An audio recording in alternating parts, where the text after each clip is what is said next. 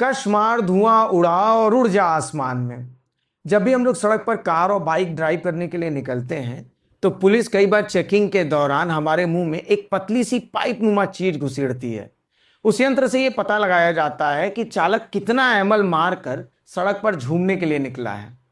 अब अगर पी करके पकड़े गए और पुलिस वाला दरिया दिल निकला तो फिर 1500 में मामला निपट जाता है। लेकिन अगर पुलिस वाला कोई सिंघम टाइप निकला तो फिर ये समझिए कि बिना 10,000 का चालान काटे आपकी गाड़ी को 1 इंच आगे नहीं बढ़ने देगा। लेकिन अगर सोचिए कि अगर हवा में कोई गांजा फूंक कर पूरी जहाज ही उड़ा रहा हो तो क्या समय से पहले बुरिया बिस्तर बन जाएगा और हरिद्वार का द्वार खुल जाएगा। 4 अगस्त 2026 के उस ऐतिहासिक दिन को कुछ ऐसा ही हुआ था। थाईलैंड के फुकेट से दिल्ली आ रही एयर इंडिया की फ्लाइट AI2379 अचानक से 300 फीट नीचे आ गई। अब इसी आकस्मिक घटना को हवाई जहाज वालों की भाषा में एयर टर्बुलेंस कहा जाता है। उस एयरबस में 137 यात्री और 7 क्रू मेंबर सवार थे और जब घटना हुई तो उस दौरान विमान 36,000 फीट की ऊंचाई पर आसमान में झटके खा रहा था। अब बेचारे यात्री कोई टॉम क्रूज तो थे नहीं कि दरवाजा खोलते और पैराशूट लगाए बिना कूद जाते। वहां तो सब बेचारे सीधे साधे तो विमान में ही इधर उधर गिर पड़ रहे थे और अपना कंधा मुंह तुड़वा रहे थे। तो अब आइए असली खबर पर।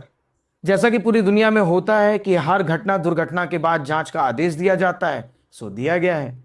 लेकिन अभी नई बात यह निकल कर आ रही है कि हमारे जो कैप्टन इन कमांड है इनका कंफर्मेटरी ड्रग टेस्ट पॉजिटिव आया है और इनके सैंपल में गांजा पाया गया है। भाई समझ नहीं आ रहा है कि ये आदमी गांजा फूंक कर हवाई जहाज उड़ा रहा था। और इसमें सबसे हैरानी की बात यह है कि उड़ान से ठीक पहले बेचारे एक डरे क्रू मेंबर ने पायलट के खिलाफ गांजा पीने की लिखित शिकायत की थी। उसके बाद भी उसके खिलाफ कोई एक्शन नहीं हुआ और उसे जहाज उड़ाने की परमिशन मिल गई। एयरपोर्ट पे लैंडिंग के बाद भी वो पायलट ठीक से पैरों पर खड़ा नहीं हो पा रहा था और जब उसका यूरिन सैंपल लिया जा रहा था तो जांच अधिकारी खुद ही उसको सहारा देकर बैठा रहे थे। अब तक हम लोग सड़क पर ही नशाखोर ड्राइवरों से परेशान रहते थे, लेकिन अगर इस पायलट पर लगे आरोप सच साबित हुए तो विश्वास कीजिए अब हवा में भी डर के साथ यात्रा करनी पड़ेगी। इस पायलट ने ऐसा इतिहास रचा है कि दुनिया का शायद ही कोई पायलट ऐसा इतिहास दोबारा बनाने की कोशिश करे या चाहेगा।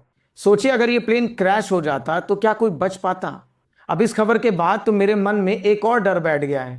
अब बचा है केवल पानी का जहाज। कहीं ऐसा ना हो कि किसी दिन खबर आए कि किसी फला पानी के जहाज में किसी फला कैप्टन ने नशे के चक्कर में सिंगापुर की जहाज को सोमालिया पहुंचा दिया है। तो थोड़ा सावधान रहिएगा ऐसे चालकों से।